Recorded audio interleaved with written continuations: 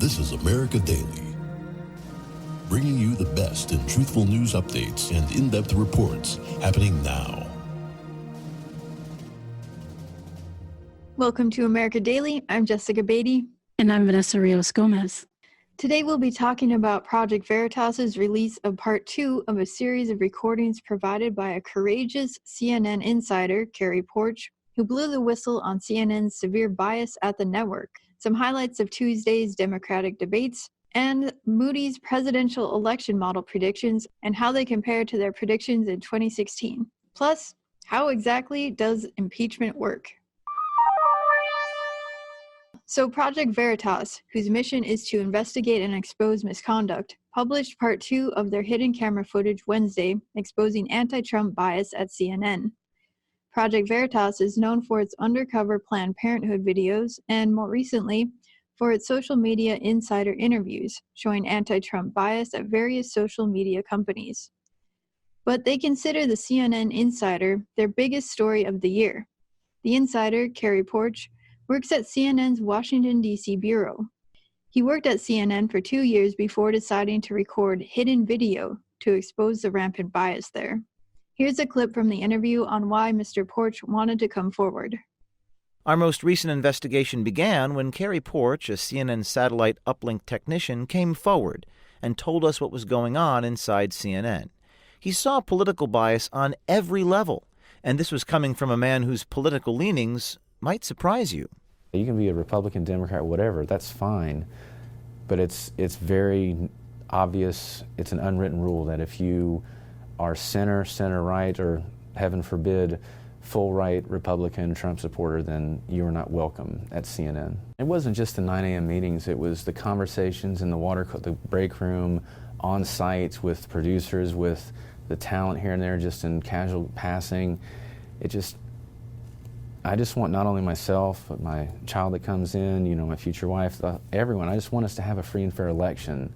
That's what it's all about. Like, we get information presented to us, we can pull the lever for whoever we want. Again, left, right, center, whatever. That's the American dream. That's what it should be. I don't need to have some ideology shoved down my throat that's twisted in a way. What do you think CNN needs to do to reform this behavior? Just get back to the facts and get back to reporting the news. To go back to what they were good at. Go back to what they did, reporting the news, boots on ground. Here's what's going on. There it is, with no, professional opinion spincers on staff that masquerade opinion as fact. Just go back to reporting. So the Project Veritas footage shows clearly the candid opinions of various staff, from unguarded conversations with media coordinators, the CNN political director, and Vice President David Chalian, going all the way up to CNN President Jeff Zucker. So Vanessa, what did you think about the second video? Well, Jess, I've been interested in the entire CNN whistleblower series since I heard about it. And having watched the first video, although I wasn't surprised at the findings, I was glad to see a media watchdog such as Project Veritas releasing an investigative report on media bias at CNN. I mean, it's obvious to those of us in the industry, but to the average American, it hasn't been transparent enough, in my opinion. People need to know who they're entrusting for the so-called objective and truthful news. So the second video seems like it involved more of the cast of characters at CNN who are in charge of what the people get to see and to see what's reported. There were more clips of media coordinator Christian Sierra. He basically told whistleblower Carrie Porch who he thinks the higher-ups favor. And his comments validated to an extent that even casual comments that hint at favoritism are taken as directives on what to report and to lean towards that bias. Yeah, I wasn't surprised by the footage either, and I was actually kind of expecting it to be a little more damning. But if CNN staff say the higher-ups hate someone like Tulsi Gabbard, and they don't take lower candidates like Andrew Yang very seriously, I'm wondering if that means that they're choosing the winners before the debate even takes place. So I know from previous debates, there were some things that didn't seem really fair. like in June, NBC was accused of putting a fake pimple on Tulsi Gabbard's face during the debate. And I saw the footage, and I mean, it was really noticeable. And then all of a sudden it just disappeared. And if it hadn't disappeared, people wouldn't have noticed it. You know, they would have just thought that Tulsi Gabbard was dirty, or, you know, it would have made people think it would have had a kind of a negative impact on her image, I think. And Andrew Yang also said his mic was turned off when he was trying to speak. So if the mainstream media companies hate certain candidates, or they're trying to do these kind of weird things to change public opinion about these people, that's not being responsible to the American public, you know? A pimple? That's wild. Yeah, definitely. I think it's like kind of like subliminal psychological warfare to an extent, right? Make them look a little messier or not put together. I think I've caught broadcasts where the president is shown a bit too tanned in color to be realistic. It's too blatant not to notice it. I mean, when they make him look very orange.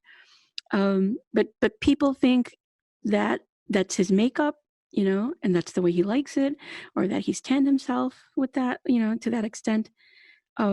It's ridiculous, but at the same time, it really is psychological warfare.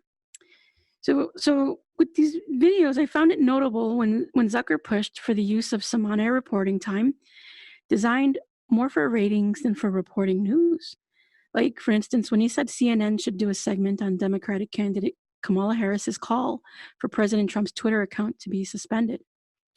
Of course, Harris wants the president's Twitter suspended for no other reason than it takes away one of the main platforms where he expresses himself without any spin doctoring from mainstream media. I think it's a smart move for the president to use social media platforms to share his actual thoughts, his public plans, not any top secret stuff, and to even squash false rumors and fake news about him.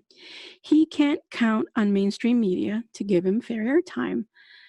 And so I think that's what objective reporting should be.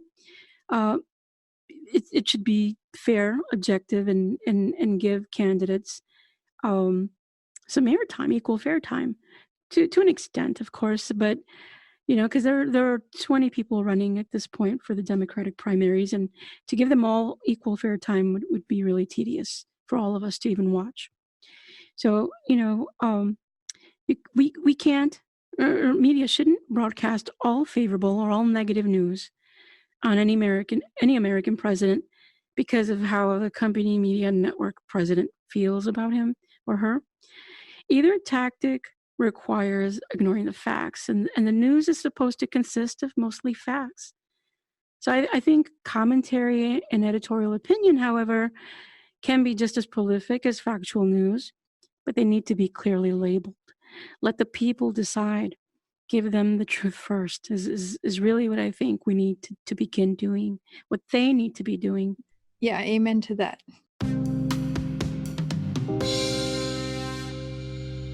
Next up is the Tuesday's Democratic debates. So 12 Democratic candidates took the stage on Tuesday night.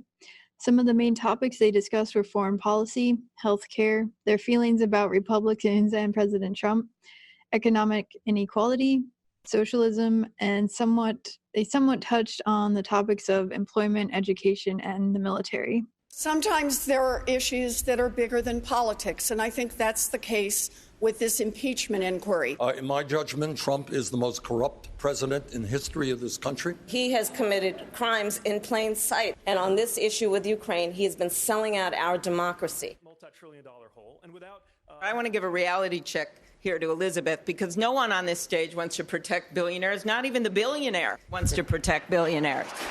We just have different approaches. Your idea is not the only idea. You have not specified how you're going to pay for the most expensive plan, Medicare for All. Will you raise taxes on the middle class? I have made clear what my principles are here, and that is costs will go up for the wealthy and for big corporations, and for hardworking middle-class families, costs will go down. a yes or no question that didn't get a yes or no answer. Senator Warren, I just want to say that I was surprised to hear that you did not agree with me that on this subject of what should be the rules around corporate responsibility for these big tech companies, when I called on Twitter to suspend Donald Trump's account, that you did not agree, and I would urge you to join me. Sometimes I think that Senator Warren is more focused on being punitive or pitting some part of the country against the other.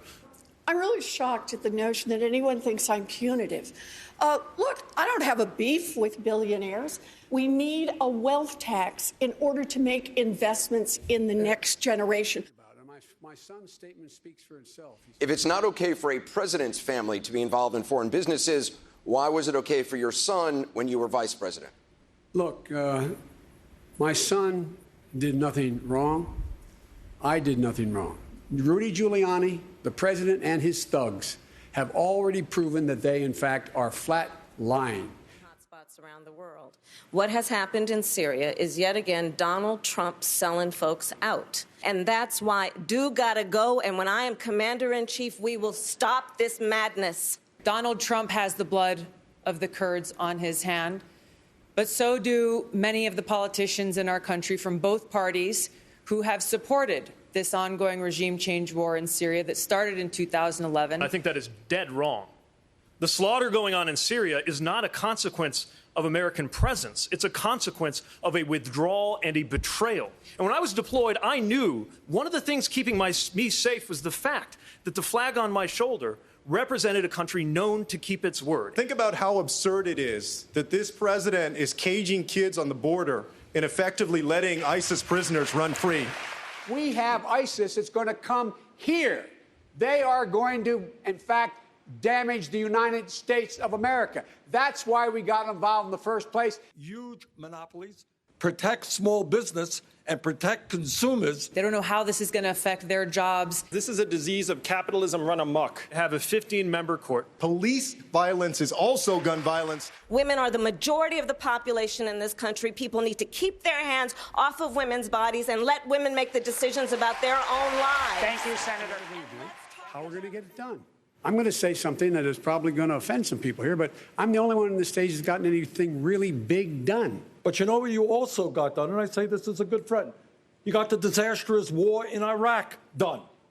No. You got a bankruptcy bill, which is hurting middle-class families all over this country. You got trade agreements like NAFTA and PNTR with China done, which have cost us 4 million jobs. So you started this question with how you got something done. You know, following the financial crash of 2008, I had an idea for a consumer agency. And I went on the floor and got you votes. I got votes for that bill. I convinced people to vote for it. So let's get those things straight, too. Senator Warren, do you want to respond? I am deeply grateful to President Obama, who fought so hard to make sure that agency was passed into law. You did a hell of a job in your job. Thank you. But understand this. Now to the issue of candidates and their health. I'm feeling great, but I would like to respond to that question. I want to start by saying... And Senator Sanders is in favor of medical marijuana. I want to make sure that's clear as well. Thank you. Senator Sanders, this debate does mark your... This debate... All right. This debate, sir... So let's talk about the top 3 candidates. And who might those be? It's kind of hard to tell from where I'm standing who those top 3 are. Are we going by the polls, airtime given, or dominant speech patterns? Well, according to Bloomberg, Elizabeth Warren got the most words in during the debate, followed by Joe Biden, and then Pete Buttigieg. So I don't know if anyone really stood out. Lots of people are saying that President Trump won this debate, but really, Tim Pool said that he thought Andrew Yang did a good job, and Bernie Sanders, he appeals to lots of people because he talks to you like a real person without kind of a fakey prepared response. And Ilhan Omar and Alexandria Ocasio-Cortez have endorsed him, so he's popular with the Democratic Socialists. I think the scandal with Joe Biden's son is really hurting him. I mean, his son just admitted this week that he wouldn't be on all these boards if it weren't for being Biden's son. And in the interview, it seems like he can't even tell there's something unethical about that. I mean, it wasn't illegal, but it's pretty dodgy, you know? They're at the very least, Americans aren't going to be happy about that because we value merit and earning your way places, but you know that what they did, it was really looked down upon. So yeah, that's what I think. So what stood out for you? Well, first off, I agree. It's unethical what's going on with the Hunter Biden situation. In fact, just the other day, I learned that he and his father had taken Air Force Two into China in 2013, and Hunter Biden came back with a $1.5 billion deal with some private bank in China. And so, that made the news back then, but we really didn't pay much attention to it, it seems like. So what stood out for me, it was hard not to notice when the other Democratic candidates pounced on Elizabeth Warren and said Warren was focused on being punitive or pitting some part of the country against another.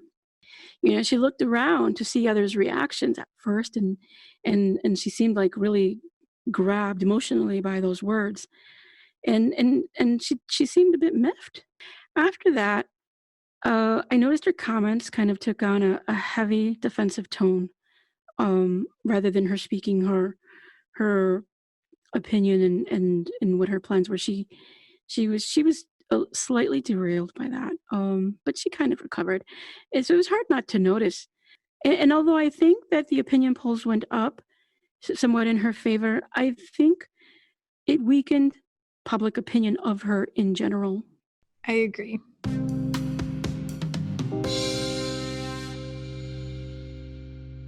President Donald Trump is working on turning some blue states red, especially Minnesota and New Mexico.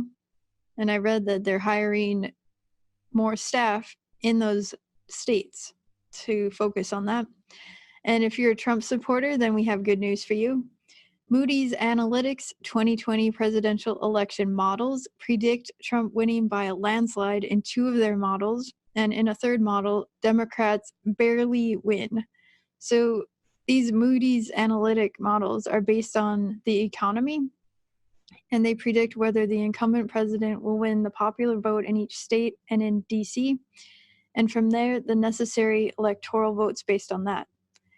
This type of analysis started in the 1970s, and Moody's is significant because its predictions have only been wrong once, and that was for the 2016 presidential election.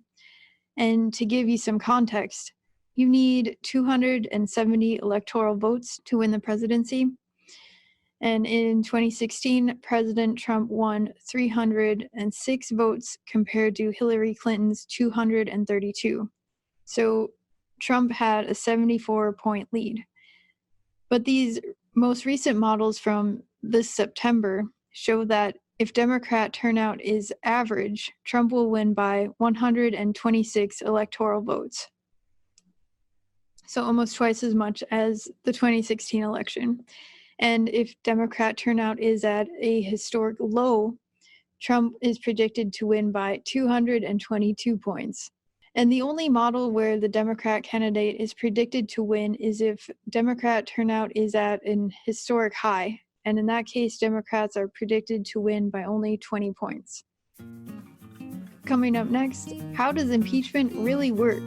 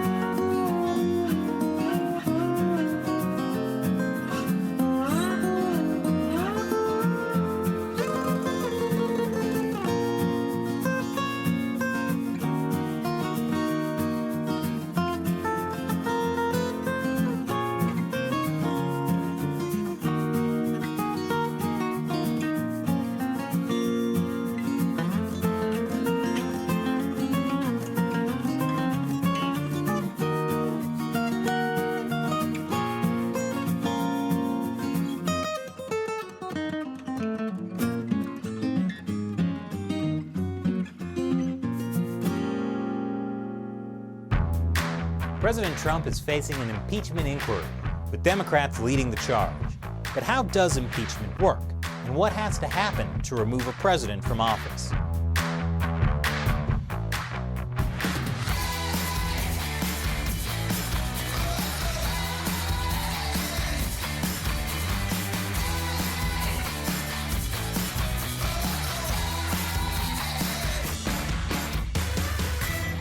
This is America Uncovered. I'm Chris Chappell. So I've been on vacation in Hong Kong, catching some rays and tear gas. So I had to catch up on stateside news for the last couple of weeks. Apparently, the Joker movie was a box office smash. Drew Barrymore is getting her own daytime talk show, and Ellen DeGeneres took in a ball game next to America's smartest former president. I know the human being and fish can coexist peacefully. Hey, makes sense. Ellen was the voice of Dory. Now that we've gotten the important stuff out of the way, there was one other thing that happened. Speaker Pelosi saying no one is above the law, announcing an official impeachment inquiry will now move forward. I'm announcing the House of Representatives moving forward with an official impeachment inquiry. That's right, folks. Democrats in the House of Representatives, led by House Speaker Nancy Pelosi, have begun an impeachment inquiry into President Trump. As far as these specific allegations against the president are concerned, we'll leave those for another day. Today, we're going to focus on the act of impeachment itself. What is impeachment? How is it carried out?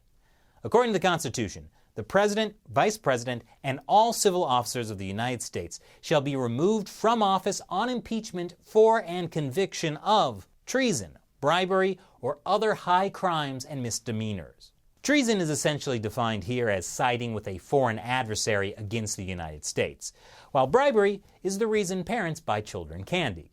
And while you might think high crimes and misdemeanors sounds more like taking your 10th bong hit and hijacking your roommate's mother's Dodge Caravan, Carl, the term is actually a broad description of improper behavior that's largely in the eye of the beholder. And in this case, the U.S. Congress is the beholder. For those of you who missed out on Schoolhouse Rock, Congress is comprised of the House of Representatives, known as the lower chamber, and the Senate, known as the upper chamber. According to the Constitution, it's the House of Representatives that shall have the sole power of impeachment. It's the Senate that shall have the sole power to try all impeachments. In other words, the House of Representatives issues the impeachment, which is like an indictment, the formal charge of the crime. The Senate then votes whether to convict the president and remove him from office. And you may or may not ever get your mom's Dodge Caravan back. Carl. Our founding fathers authored the impeachment clause to cover a broad range of bad behavior on the part of the president and other officials. It even covers circumstances in which no criminal law has actually been broken. It's meant more to apply to an official who violates their oath of office and abuses their power. That means you could conceivably remove the president from office even if he didn't technically do anything illegal. Yet before the House actually votes on the measure to impeach, there is a period in which an impeachment inquiry takes place. This is when the House launches an investigation to determine whether to draw up the articles of impeachment. The process of the impeachment inquiry has sparked fierce debate, since the Constitution does not explicitly say how it should proceed. I mean, the Constitution actually says nothing about the process the House is supposed to follow when it comes to impeachment inquiries, other than that it eventually has to approve articles of impeachment before sending the matter to the Senate. What this means is that the House of Representatives does not need to hold a full vote on whether to launch an impeachment inquiry. In the past, the House has started impeachment inquiries of presidents with a full vote on whether to impeach. But it has not done so in the impeachment proceedings of many lower-level officials. This is how the current situation stands with regard to President Trump. House Speaker Nancy Pelosi did not seek a full vote of the House to start the impeachment inquiry, unlike how it was done in the impeachment proceedings of President Nixon and Clinton.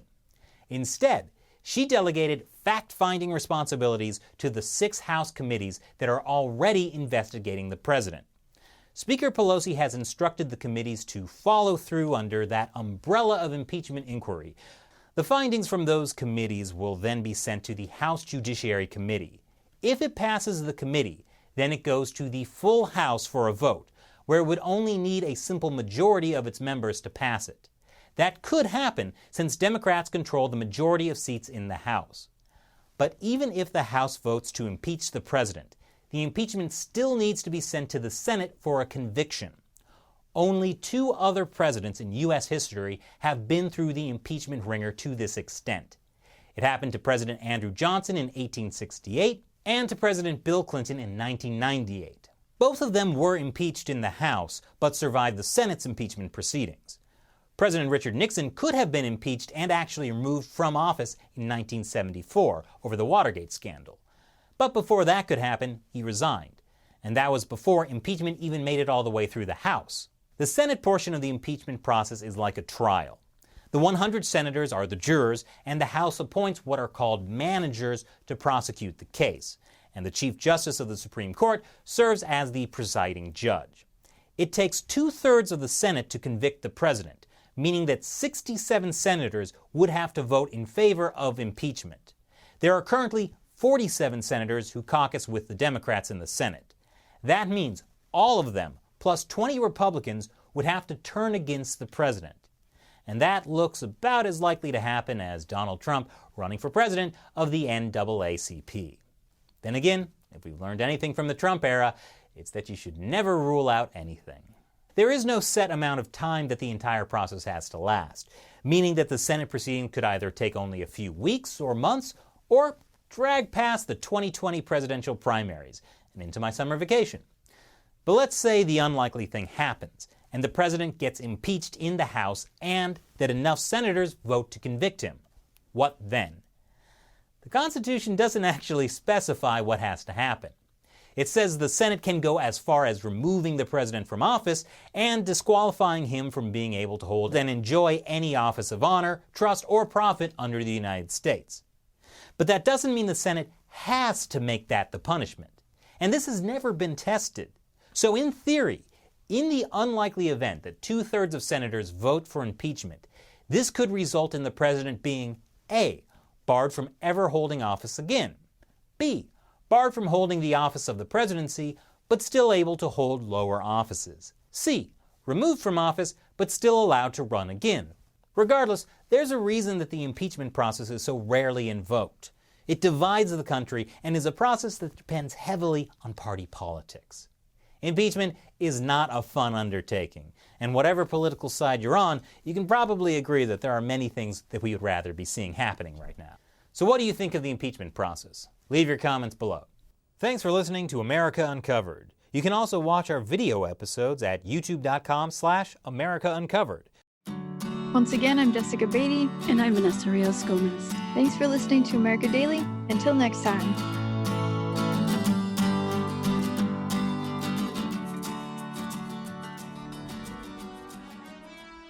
This is America Daily, bringing you the best in truthful news updates and in-depth reports happening now.